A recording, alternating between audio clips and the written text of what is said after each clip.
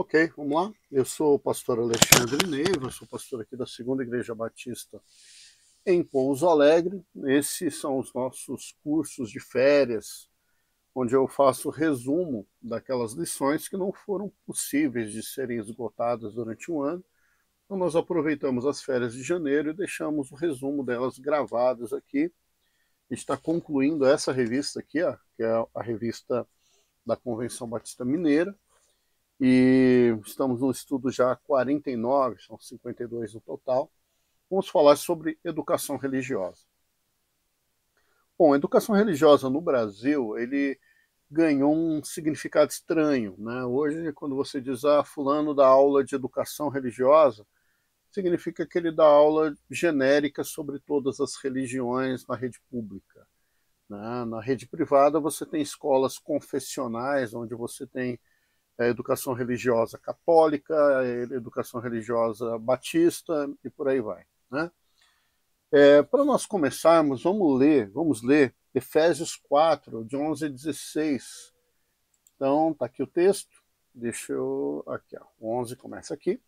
E ele designou, Jesus, né, através do Espírito Santo, designou alguns para apóstolos, note aqui, ó, alguns para apóstolos, né? O colégio apostólico, ao nosso ver, ele é fechado, não existe apostolado moderno na visão batista, tá? Outros para profetas, outros para evangelistas e outros para pastores e mestres. Mestre aqui é aquele que ensina os seus discípulos, né? Com o fim de preparar os santos para a obra do ministério, para que o corpo de Cristo seja edificado, continuando aqui no 13, até que todos alcancemos a unidade da fé e do conhecimento do Filho de Deus e cheguemos à maturidade, atingindo a medida da plenitude de Cristo.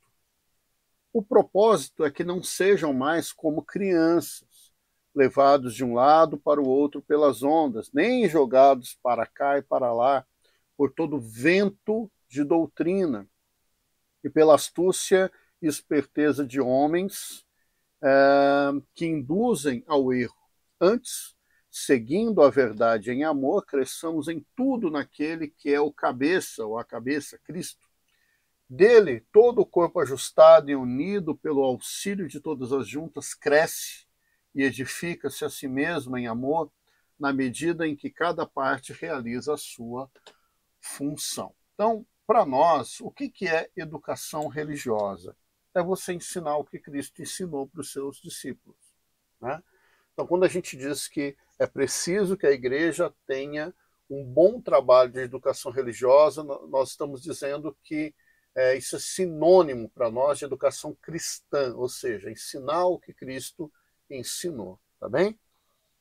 Então, nesse processo para a gente, nós entendemos que é necessário você, a princípio, informar, ou seja, as informações precisam chegar, né? Para nós, evangélicos e protestantes, né, reformados, é inconcebível você ter uma Bíblia em latim, numa língua morta, que não chega para as pessoas. A Bíblia ela tem que ser em inglês, em alemão, em português, em espanhol, para que as pessoas sejam informadas sobre aquilo que Cristo ensinou. A segunda coisa, elas precisam ser formadas. Então eu preciso transformar aquela quantidade de informação em algo organizado para que as pessoas tenham uma formação, elas compreendam como essas coisas se relacionam, né? E aquilo começa a fazer sentido na cabeça do discípulo. Então você informa para você formar, para você transformar. Aí eu vou transformar uma pessoa totalmente ignorante sobre as coisas do Senhor e transformar ele num discípulo capaz, inclusive, de replicar isso para frente, né? Ele fazer agora novos discípulos. E a gente precisa entender que tudo isso começa em casa. Tudo começa em casa. Então a gente precisa ler de Deuteronômio, capítulo 6, versículo 4. Vou colocar aqui para vocês. Ouça, ó Israel, o Senhor, o nosso Deus, é o único Senhor. Ame o Senhor teu Deus de todo o seu coração, toda a tua alma, com todas as tuas forças, E que essas palavras, olha que importante aqui, ó, e que essas palavras que hoje ordeno estejam em seu coração. Agora, note isso, ensine-as com persistência. Não é dizer e a pessoa não aprendeu, você esquece. Não, tem que ter persistência. Ensina-as com persistência aos seus filhos.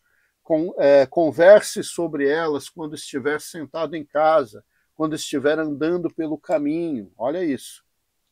Quando se deitar, quando se levantar, amarre-as como um sinal nos braços, prenda-as na testa, escreva-as nos batentes das portas de suas casas e nos portões. O que o texto está dizendo? Que a educação cristã, a educação sobre Deus, começa em casa. E você tem que ensinar para os seus filhos. Quando? O tempo todo. Quando você acorda, quando você deita, quando você vai comer, quando você está andando, quando você está festejando, quando você está celebrando alguma coisa. O tempo todo, com persistência. Então a educação cristã começa em casa. Né? Se ela começar adequadamente em casa, ela só vai continuar na igreja. A educação cristã, ela não é uma tarefa que começa na igreja, ela começa em casa, ok? Uma família abençoada gera uma igreja abençoada. Uma família unida gera uma igreja unida. Uma família que teme ao Senhor gera uma igreja que teme ao Senhor, tá? Então, uma igreja só é forte se formada por famílias fortes. Então, quando chega na igreja, como que a igreja vai comunicar isso? De diversas maneiras, né? Uma das maneiras que é meio que homogênea em todas as igrejas é através do púlpito. Então, a mensagem, o ensinamento, ele é pregado em culto público. É uma das maneiras. Agora, é lógico que quando você prega a palavra, ela não é um diálogo, ela é um discurso. Então, alguém está falando e um auditório está ouvindo. Então, ele tem o seu lugar no ensino. Por isso a importância da escola bíblica dominical. Porque na escola bíblica dominical você gera uma possibilidade de diálogo, onde os alunos podem tirar as suas dúvidas, colocar as suas opiniões, fazer observações, fazer contribuições, porque o professor ele não é obrigado a saber tudo, né? Ele é obrigado a se preparar, mas saber tudo não. Né? Então, púlpito, escola bíblica dominical, cultos diversos, pequenos grupos. Né?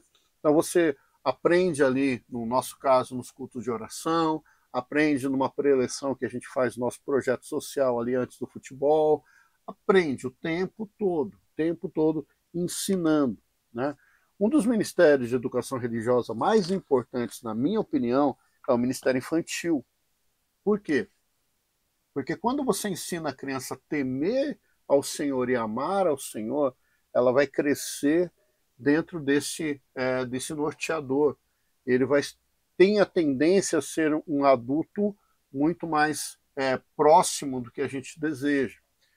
Nós temos o Ministério Embaixadores do Rei, né, que diz que nós temos que formar meninos para não ter que consertar adultos. É isso mesmo, tá? Isso é muito importante.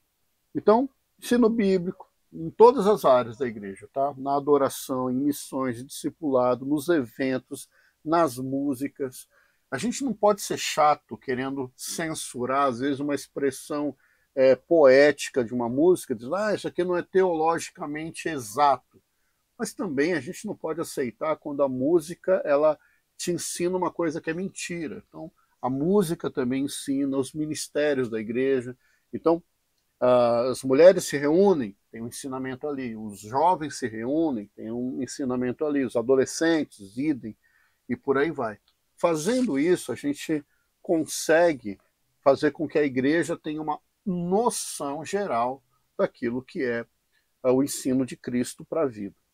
Como eu falei aqui numa outra aula sobre outro assunto, a gente não espera que todos os membros da igreja se tornem teólogos. Não é isso. Você deseja uma erudição? Estude, vá buscar. Mas nós não queremos que você esteja na outro extremo, levado por qualquer vento de doutrina, sendo enganado, ficando na dúvida com coisas básicas. Né? Então, o cristão é importante que ele tenha uma educação cristã suficiente para que ele tenha firmeza de fé. E isso é responsabilidade da igreja, responsabilidade do pastor, tá bem? Então isso é muito importante, fica aí esse resuminho aí para você. Siga as nossas lições aqui. A gente está fazendo, acho que 13 no total aqui para as férias. Você pode acompanhar aí e tenho certeza que vai falar do teu coração. Se puder, siga o nosso canal aí, se inscreva e vai ser bênção para nós. Deus abençoe.